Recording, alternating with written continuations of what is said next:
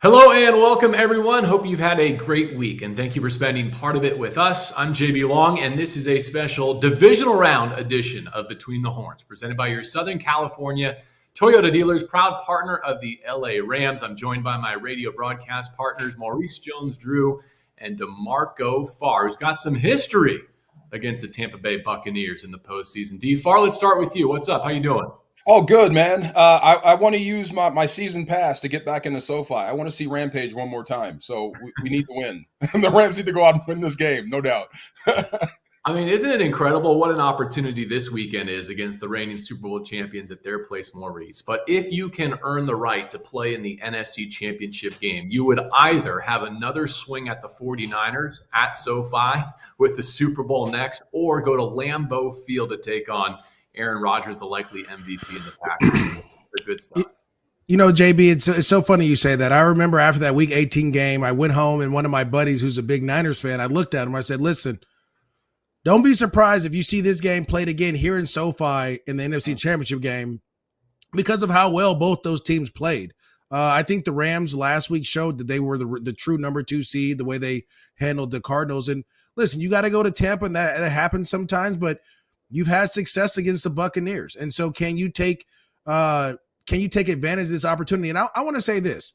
Is it the Buccaneers, or is it that Sean McVay has had success against Bruce Arians and his staff? Because let's remember, they were in Arizona his first couple years. When he got to Los Angeles, they had success. So there's a lot of history tied to this game. I can't wait to break it down, though. I mean, I think the three of us could take this all the way to kickoff at noon on Sunday, right? I'm not sure if all of the platforms could support that much streaming, but I'm having a hard time choosing where to begin. I mean, I want to get to Cam Akers and his impact, Jalen Ramsey and what matchup he might draw against a depleted skill group in Tampa Bay, Ernest Jones' return, Eric Weddle's impact. But DeMarco, should we go with quarterbacks? Should we start at the top? Well, start with position number 1 on both sides, Matthew Stafford and Tom Brady. You are playing the GOAT. That's just what it is. You're playing Tom Brady, and Matthew Stafford is standing across from the GOAT. So, and you need good Matt Stafford. I like the Matt Stafford we saw against Arizona. Now, that's because of a solid run game, a great job by the offensive line, giving him time, number 1. Number 2, opening up holes for the run game to throw off play action. And when he has time, you see the arm talent. The guy can just get it to anywhere on the field at any moment. So, yeah, I think it will be decided by the quarterbacks, no doubt. Whichever quarterbacks, I would say this, I'd rather have the Rams strike first and make Tom Brady chase you. It doesn't really matter because the guy can score. He can absolutely keep up scoring with anyone, but I'd rather have Tom Brady chasing me because he is human. If he's behind and you force another 3 and out, he can get frustrated. He may slam down another laptop or whatever. So I'd rather have him chasing me than behind, but this is all about keeping Tom Brady on the sideline. And what's important is Matthew Stafford staying on third down. That's what we did see versus Arizona. I hope that carries over to Tampa Bay. This is one of those life comes at you quickly moments. A week ago, we're talking about going up against Kyler Murray, making his first playoff start and trying to get Matthew Stafford his first playoff win, Maurice. Well, he did. And now across the sideline from him is the all-time leader in playoff wins, Tom Brady. He's got nearly twice as many as Joe Montana. But this is kind of how it was meant to be, right? The Bucs win the Super Bowl at their place last year. The Rams go out and get Matthew Stafford and others to make their push to host SoFi Stadium Super Bowl this year. And here they are in the divisional round. You know, DeMarco said it best last week. Like, you earn the right to play the GOAT. And that's the only way you want to do it. Like, you don't want to go get the princess from the castle and not have to slay the dragon. You don't want it to open the door. You don't want the red carpet out there. You want to have some callous. You want to have some fighting. You want to have to go through some adversity. I think that's always the best. I remember playing I remember we were playing the Colts one year and Bob Sanders was like healthy for the game finally. And they asked the question, they go, why are you excited to play Bob Sanders? He's one of the best. I want to know what we do if it works or not against the best, right? And so I think for the Rams, it's the same way. You don't want to go and play. You didn't want to, if Philly won and had to do that whole debacle.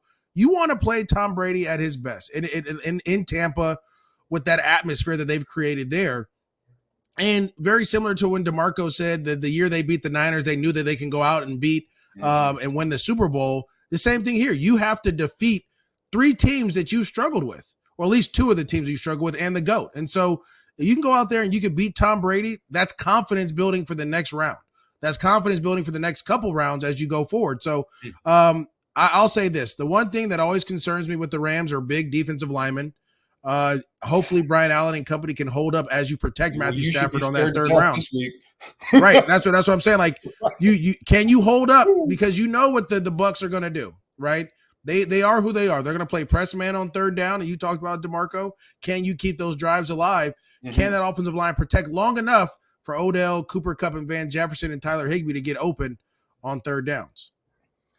DeMarco, last week we talked about how the Cardinals like to blitz. They're a blitz-heavy identity defense, and Matthew Stafford just put together the best season of any quarterback in, let's say, modern NFL history, the next-gen era, in terms of defeating extra rushers. Well, who's one of the few teams that blitzes more often than the Arizona Cardinals? Todd Bowles and the Tampa Bay Buccaneers. Is either going to break pattern here, or is this going to be best against best? You know what? I like this group. I do. If it wasn't for the Rams, I would root for Tampa Bay, because I like that group, especially on defense. Veteran guys. You can tell the attention to detail is there, and the standards are high. I mean, everybody runs to the football, but Todd Bowles does bring it, and he brings it from all over the place. So it's up for the offensive line. You have to be really in tune with each other. You have to communicate and slide it all the way out from tackle to tackle, and running backs and tight ends have to be involved, because, like you said, these twist games and these late safety blitzes, somebody's going to have to be there to pick it up. But Matthew Stafford, if you give him a chance to see it coming and pre-snap reads, pre-snap motions, all that sort of stuff to get them to tell, you can throw through it. Same with Tom Brady. When you bring heat on him, he throws through the blitz. He makes you pay for it. Matthew Stafford can do the exact same thing, but receiver and quarterback have to be on the same page. You have to know when you're reading hot, because that ball is going to come out. The last thing you want, go back to that first game in September. That game could have changed big time when Matthew Stafford threw it off Cooper Kupp's hands and it was almost picked and dropped. That was 0-0. That could have really changed things. So you have to be on the same page, because Todd Bowles is not going to stop till he gets guys home. It cuts the other way, too. I mean, in some ways, Brady and the Bucs are the perfect antidote to what the Rams like to do defensively. They're probably the best quick game offense in the entire National Football League, Maurice, and especially without Antonio Brown and now without Chris Godwin. You know, they got Mike Evans, they've got Gronk, but Tom Brady has brought his time to throw levels down to career low rates. And last week against the Eagles, when his center and right tackle got banged up, he pruned it even further. Is this the moment where we see Raheem Morris and Jalen Ramsey get into opposing targets a bit more, play more press man, or will they try and make Brady dink and dunk for 4 quarters? You would hope it's press man, right? Because think of this. You have Jalen Ramsey, who's going to cover Mike Evans. We got that. We call that a wash. Both guys are really good. They've competed. We've called that game, JB and DeMarco, in Tampa before, the same matchup. But then it comes down to the tight ends. And how do you slow down Gronk? How do you slow down Cameron Brake and O.J. Howard? You have to get guys in their face and put guys in the middle of the field, because that's where they like to roam. Force Tom to throw that harder route that's outside, even though Tom can make that throw more consistently than most. It's still a harder route. So I would love to see press man a lot, rush 4, rush 5, and force these guys to try to beat you with what they don't like to do. You said it best. And I've went back to that week 3 matchup against the Bucs. I went back to last year's matchup against the Bucs. I even went back to the Super Bowl when Tom was in New England, when the Rams played him, to see how the Rams matched up. I know it was different coordinators and different things, but the first thing you have to do is make Tom get off his first read, and that's how you prolong that quick release, right? That quick throwing power. Get him off that first read. How do you do that? Press man. Slow up their timing. Allow that rush to get there. Their right tackle's banged up. Their center's banged up. Take advantage of those opportunities, and let's see if Raheem Morris does it. But you're exactly right, JB. If you want to get to Tom, press man's the way to go right now, or some type of press zone. You know what's funny? Can I say one thing real quick? This makes me nervous, and I love the guy. You guys know I love Jalen Ramsey, but I hate the fact saying that we're going to put Jalen Ramsey on Mike Evans and take him away. That's showing Mike Evans no respect. That, to me, is still a 50-50. Really. I mean, with Tom Brady and Mike Evans throwing the football, he is that good. So I like it. I'd keep 5 on top of him, but just to say that Jalen will be able to take him away, remember, this is a defending champ now. Mike Evans is going to have a lot to say about this in the game. No, I didn't say take them away. I said wash. You're gonna get some, and you're gonna get some, and you're gonna lose some. Like it's not gonna be it's not gonna be one of those 13 for 153 touchdown type games. That's what I'm saying. Right, gotcha. Quick update from Tampa Bay, by the way. Their Friday practice in the books. Ryan Jensen, the center, Tristan Wirfs, the tackle, progressing nicely according to Bruce Arians. Not full participants in practice. They're going to be questionable. We'll see about Sunday. Meantime, Eric Weddle has his second playoff game as a Ram this year on the way. Ernest Jones potentially returning to the middle of this defense. First, DeMarco, did you feel Weddle's influence in the back end of the game plan against Arizona, and how might he be able to play chess against Tom Brady and the Buccaneers? I wish you guys would have had a GoPro on my face. I just kept staring at him. I could not believe this is Eric Weddle. He's back on the field, and he's playing. You were just on the couch 2 days ago or 3 days ago, whatever it was. I mean, wow, he's a guy that's always in shape, and he's really, really smart. So he wasn't challenged much. Arizona didn't bring much to the table. I think we all can agree to that. It seemed like they showed up with bags packed. But the defensive line absolutely was wrecking shop and eating their lunch. So there wasn't much for the back end guys to do, especially Eric Weddle. That will change this week. You know that. Tom Brady, Bruce Arians, Byron Leftwich will find ways to get matchups and isolate you, and he will make you have to cover. So this will be a little bit tougher than what Arizona threw at him. So Eric Weddle played, had some snaps, had 0 tackles. This week, you may be called upon to be the leading tackler if you're out there. They're going to find a way to put him into action. So you won't get a free ride like you did versus Arizona. Troy Reeder and Traven Howard both had winning plays in that wild card Monday. Ernest Jones now bolstering that off-ball linebacker position group. And how about this? Just announced by the Rams this morning on this Friday, Sebastian Joseph Day, defensive tackle, Robert Rochelle, rookie corner, and Darrell Henderson, running back, all activated to return to practice. I should say designated to return, not necessarily going to be activated this Sunday. But more encouraging signs, and Maurice, we're going to go to the most encouraging one, and that's the return of Cam Akers. I mean, I think we have to really dig in on what he does for the Rams' postseason hopes. Well, first, let me say this. Getting healthy right now is the most important thing for the Rams. But the addition of Cam Akers, I mean, JB, we talked about it. DeMarco, we talked about it. The offense just looks different. And that's no disrespect to Darrell Henderson. There's no disrespect to Sony Michel, they've both done a tremendous job. But when you get this man the ball, as we're seeing these highlights, you're seeing this, the way he's able to get skinny and one-step cut, and he finishes his runs. Dude. And then the part that I love more than anything is when you put him out at wide receiver and you run him, you give him the for the love of the game route, which is you just run someone off, right? And most running backs, they tell you to run full speed 80 yards for no reason because you love the game. But they throw him the ball in that situation, right? So now he's a viable option. And to me, it just shows the versatility he has. It shows what he did and what the Rams saw in him when he was coming out of Florida State. It shows that he's been the key piece, right? And we talked about this via text, JB.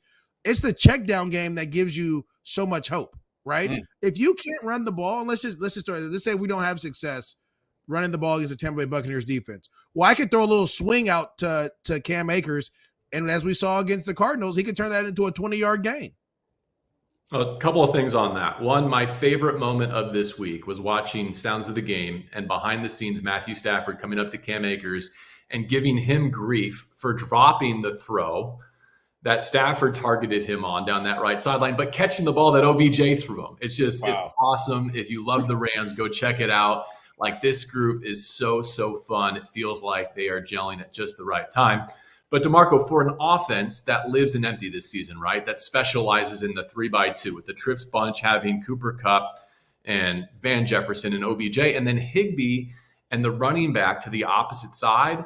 Look, we all love Sony Michel, and the Rams would not be where they are without Sony Michel, but that looks different when that's Higbee and a dynamic pass catcher like Akers. It forces your inside linebacker to have to be able to cover. And that's tough. It forces everyone on the field to be able to cover. You're going to find a matchup somewhere in that when you have Cam Akers, when he motions out or lines up outside the numbers. You're going to have to honor that because, like you said, if you drop into full zone, if he's in the dot or in the gun position and you drop in the full zone trying to worry about Cooper Kupp or OBJ getting behind you and you just give up that little check down, Cam Akers can make you pay. And I know the guy got hurt, but are we going to gloss over the fact that he just ran over Buda Baker? I mean, Right. This is a guy that's, like you said, he's nifty, he's shifty, and he's running for power with fresh legs right now. This is a guy you want to use. This is a guy that can help you, that can pace you and help you beat Tampa Bay. So no disrespect to Sony Michel, but like I said, Cam Akers is coming back like a house of fire. So I would use that. And he's also a problem out of 11. So it just forces everyone. And when you do that, when you shift your running back out, guess what it does to a defense? You can't blitz from there. Or at least you give tells from there. So having him back has been huge for this offense. DeMarco, I know how much you think about Vita Vea, right? And Ndamukong Suh. One of, if not the best run defenses in the NFL for the last couple of seasons, right?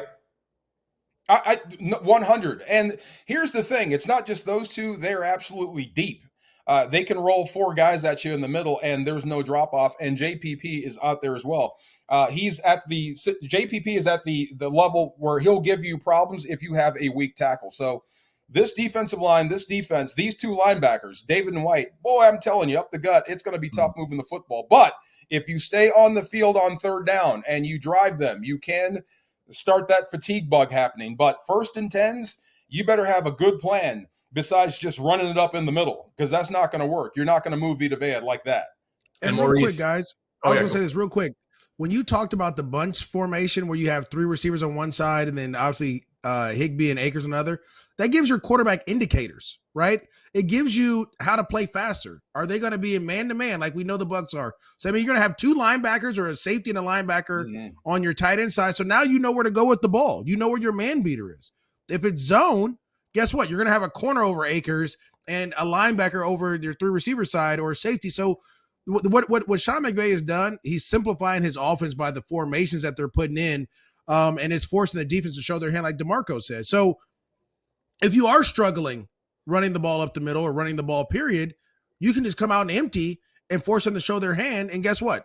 Your quarterback now can do what he's done his whole life, just decipher where to go with the ball and play pitch and catch. Or if you like your matchups, bring the running back in and run it. You know what I mean? Exactly. Absolutely. Right. And those more traditional and favorable down and distances, when you are under center, Akers gives you that outside zone explosiveness to not necessarily, I don't want to make it sound like they're running around Vea and Suh in this defensive front for Tampa Bay that DeMarco just described, but they're phenomenal between the tackles. I mean, they are really, really stout. But if you can get them going side to side with Akers, and we saw that burst come back last week against the Cardinals, then all of a sudden your keeper game and everything that was so effective and traditional for all those years with Todd Gurley in the backfield, it all comes rushing back. And don't get me wrong, I thought that Allen played a pretty good game against Vea when he was singled up and had to hook him or at least keep him away from the ball. I thought they did a great job. They pancaked Suh a few times in September. So it's not to say that this offensive line is afraid of those two, but like you said, I mean, these are big, strong guys up the gut, and they specialize in stopping the run. But the Rams are no slouch as well. I'll say this, too. This is the funniest thing. No matter what happens, right, that outside zone, and it's so funny, there was a meme on Instagram or on Twitter that said, when the Rams struggle, he goes back to old reliable, 2018. That 2018 playbook still undefeated. We saw the bang 8 JB to Odell Beckham Jr. early off a play action pass.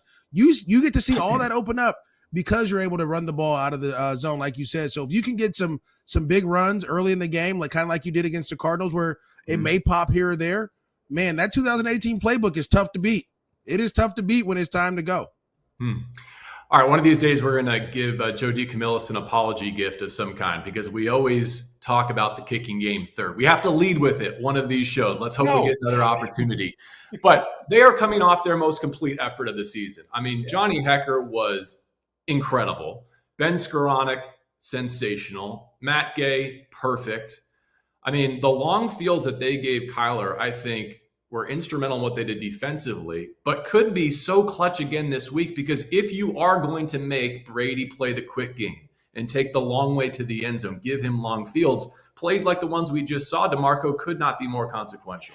Well, they're mandatory. Tom Brady can drive it from anywhere. If you put Tom Brady on the 1, then you're looking at a 99-yard drive or whatever until he scores. It's different versus Arizona, but that is a must. When you have opportunities to back them up or put them on the 1, you have to do it. You can't let the ball cross the end zone and get the touchback. You can't give him extra yards. So all that's important.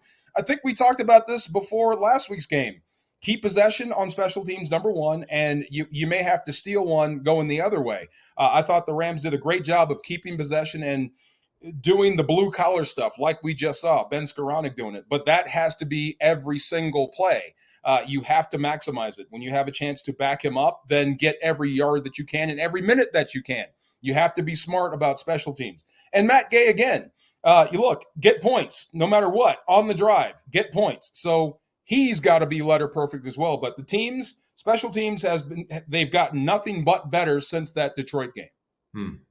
All right, let's go around the horn one more time for final thoughts, at least until we get to Sunday and have a whole bunch more fresh thoughts. Who wants to go first? Where are you going? Like a matchup to watch, a key to the game? What's on your mind that we haven't been able to touch on yet? Ooh, go ahead, Mo. I know you're going to bring up Gronk. Go ahead. You always do. No, I'm not going to bring up Gronk. I think, to me, it's whoever's rushing over the right tackle, right? There's a chink in the armor for the Bucs. And to be honest, I'll say this, I remember playing against Tom Brady and the Patriots and all these things, and we used to talk about special teams, how important it was, and I always thought it was because of Bill Belichick. It has nothing to do with Bill Belichick and everything to do with Tom Brady. You have to put so much pressure on him in all three phases that it becomes too much to bear, right? So you guys are exactly right, but how do you put pressure on them when they're on offense? Their center is banged up. Their right tackle has an ankle injury, whatever it may be. Whoever's rushing that guy, you have to take advantage of it. If you saw the Philadelphia game, if you watched that game, they took it. Ryan Kerrigan took advantage of it. Straight speed to bull, or speed to power. That's what they did. Tristan Wirfs is one of the best right tackles in the game, but there's a chink in the armor, so you have to take advantage of those opportunities. Von Miller has rushed on the right side a couple times, we've gotten sacks. Leonard Floyd has done the same thing. Whoever's on that side, you have to force that man to put his foot in the ground and see if that ankle can hold up. I know it doesn't sound like the best way to do things, but when people are banged up and hurt, you got to take advantage of those opportunities. And this is different to Mo's point because Tom Brady didn't see Von Miller. Now that's high 5'9s, low 4'6s, loose in your backfield if you're Tom Brady. So quick release, so be it. If he holds it, that's a different animal than what you saw in September. I agree 100%. And that's probably going to be the guy that rushes over the wounded fawn on the Serengeti, and Leonard Floyd as well. Bring that. And you need that Ashawn Robinson that we've saw for the last 3 weeks. Need that guy. I think that might have been the last time a defensive tackle has led the team in tackles since Bash did it. And you told me that he may be coming back. Great. Stop the run, flatten it out, force it on to Tom Brady, make it one-dimensional. You can make this game a little bit easier that way. But the matchup I'm looking for, we mentioned it earlier, it's Jalen Ramsey on Mike Evans. You know Brady's going there. Brady doesn't care who you are. If he sees man coverage, he's going deep. He's going vertical with Mike Evans to see if his guy can make it. He believes in his guy more than you believe in yours. So that matchup, he's not going to go away from him. The other one is Gronk. Gronk versus whatever linebacker or safety happens to be over the top. And go back and look at that game in September. Brady and Gronk were this close to making some big plays in man coverage versus safeties and linebackers. So they're coming back to that. So whoever lines up on Gronk and has him going down the field, and Jalen versus Mike Evans for the marquee matchup. One more thing. We talked about Eric Weddle. We really didn't harp on how important he was to the Rams. The fact that he came out and he was able to communicate and talk about some things. I was talking with Kirk Morrison about it. There was a play in the game, I forget exactly where it was, but Jalen Ramsey was covering a guy, and they were in a type of two shell. And you saw Weddle kind of say something to Ramsey or give him a signal. Yeah. Pretty much what Kirk Morrison told me was that, look, you can jump anything shallow because if you get double moved, I got you. Those little things like that are going to be the difference in this type of game. That's right? Playing the game versus just running what you called. Exactly. There's a difference. And I think there's a big time difference. And I was going to ask you, is Taylor Rapp coming back? Is Taylor Rapp up for this game? We don't know yet. We'll get the latest from Sean McVay later today on this Friday. All right. That's the difference when you have a veteran like Weddle. I know what the call is. I know what the concepts are. But based on what we're seeing, this is what we're going to do without having to practice it. Yeah, that's very important. And I'll just finish with the offensive line, who I thought had an incredible bounce-back performance. From Week 18 to the wild card, they were outrageously good. I want this for Andrew Whitworth, of course, right? Like, he has postponed retirement for moments like these. I hope for the Rams' sake and for his sake that he's able to go. If not, what an incredible luxury to have Joe Noteboom as a starting caliber left tackle backup. and maybe a supplement, right? We've seen some of those Yeah. extra eligible lineman packages could be very impactful in the game plan again this week. You know me, guys, I think it comes down to coaching, quarterbacking, and trenches, right? And if you win 2 out of those 3 each week, chances are you can get wins in the NFL.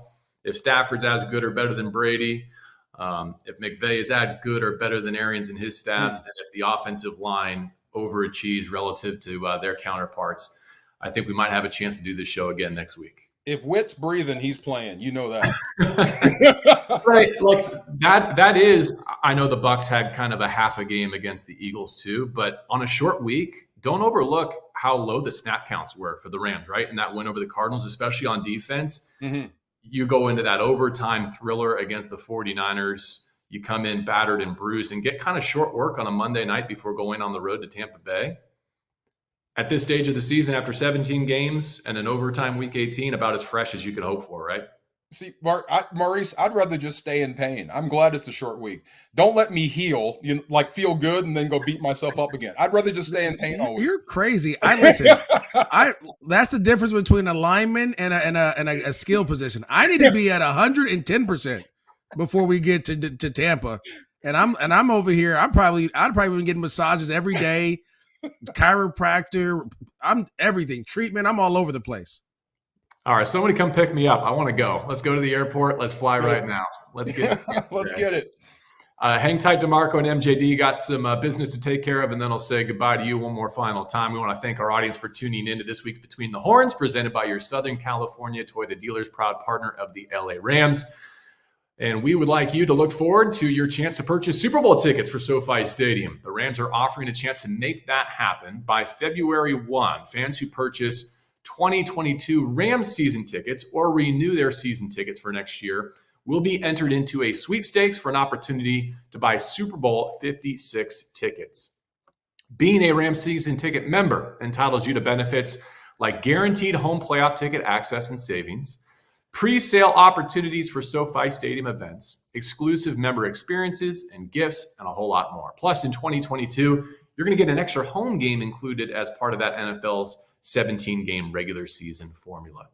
Next season, 5 of the 9 home opponents qualified for this year's playoffs, including Josh Allen and the AFC East champion Buffalo Bills and Dak Prescott and the NFC East champion Dallas Cowboys. For more information and to purchase your 2022 Rams season tickets, go to therams.com/2022. That's therams.com/2022.